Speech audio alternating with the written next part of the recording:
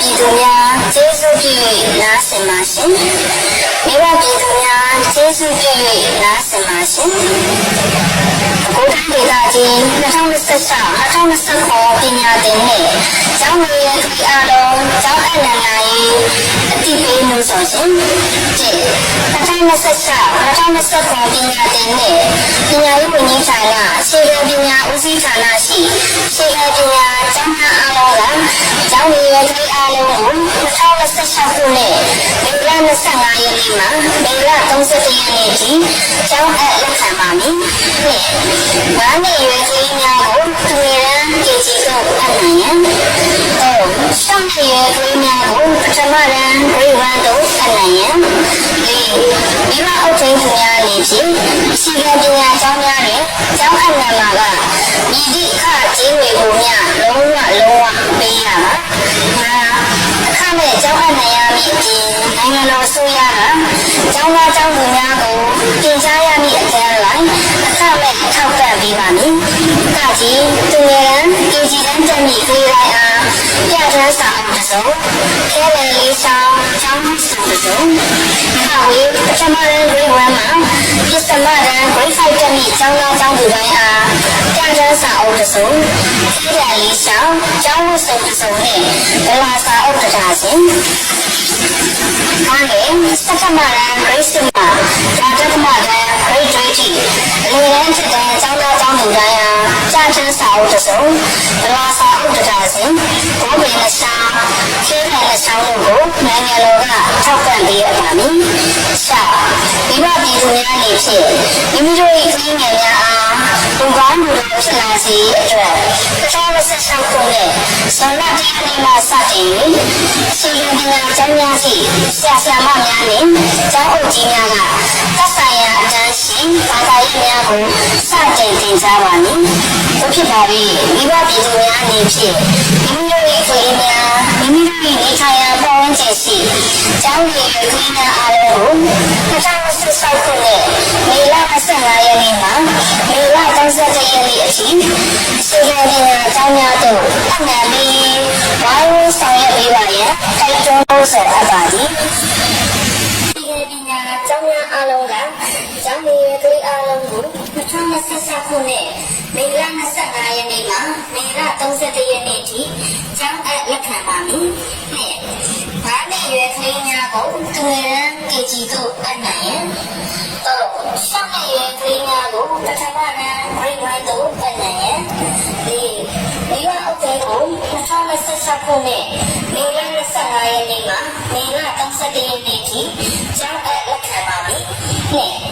ဘာနဲ့ရွယ်ကလေးများကိုသူငယ်ရန်ကေဂျီတို့အပ်နိုင်ရန်ရှောင်းရဲ့ရွယ်ကလေးများကိုပထမရန်ဂရိဝမ်တို့အပ်နိုင်ရန်မိဘအုပ်ထိန်းမိဘပြည်သူများကျေးဇူးပြု၍နားဆင်ပါရှင်။ပဲခူးတိုင်းဒေသကြီး2026-2029ပညာသင်နှစ်ကျောင်းရဲ့ကလေးအားလုံးကျောင်းအနန္တရေးအတိပေးလို့ဆိုရှင်2026-2029ပညာသင်နှစ်ပညာရေးဝန်ကြီးဌာနအခြေခံပညာဦးစီးဌာနရှိအခြေခံပညာကျောင်းသားအားလုံးကကျောင်းရဲ့ကလေးအားလုံးကို2026ခုနှစ်မေလ25ရက်နေ့မှမေလ31ရက်နေ့ထိကျောင်းအပ်လက်ခံပါမည်။9နှစ်ရွယ်ကလေးများကိုသူငယ်ကေဂျီတို့အပ်နိုင်ရန်10နှစ်ရွယ်ကလေးများကိုပထမရန်ဂရိဝမ်တို့အပ်နိုင်ရန်မိဘအုပ်ထိန်းသူများအနေဖြင့်အခြေခံပညာကျောင်းများတွင်ကျောင်းအပ်နိုင်မှာကမြည်သည့်အခကြေးငွေကိုများလုံးဝမပေးရပါ။အခမဲ့ကျောင်းအပ်နိုင်ရမည့်အပြင်နိုင်ငံတော်အစိုးရကကျောင်းသားကျောင်းသူများကိုတင်ကြားရမည့်အတန်းလိုက်အခမဲ့ထောက်ပံ့ပေးပါမည်။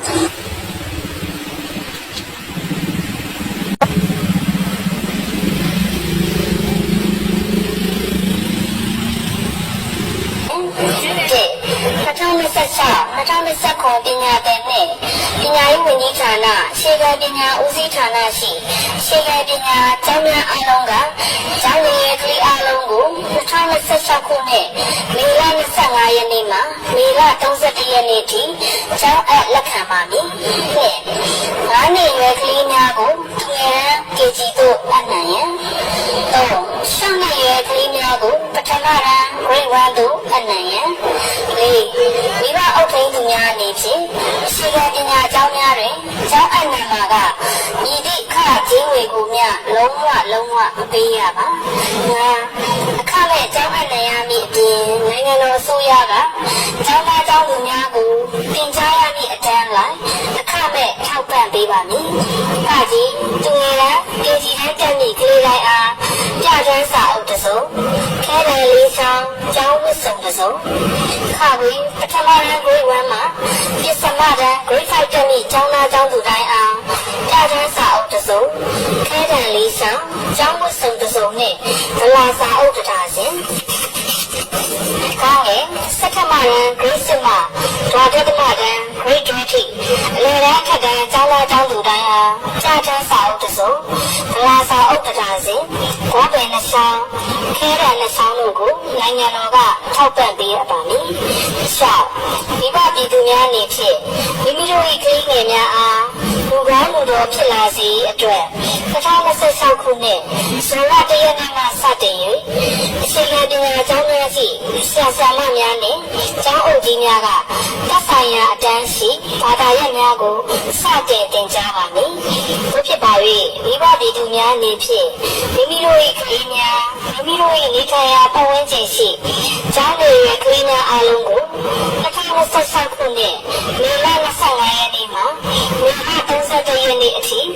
အခြေခံပညာကျောင်းများသို့အနံ့ပေးဝိုင်းဝန်းဆောင်ရွက်ပေးပါရန်တိုက်တွန်းလို့ဆိုအပ်ပါသည်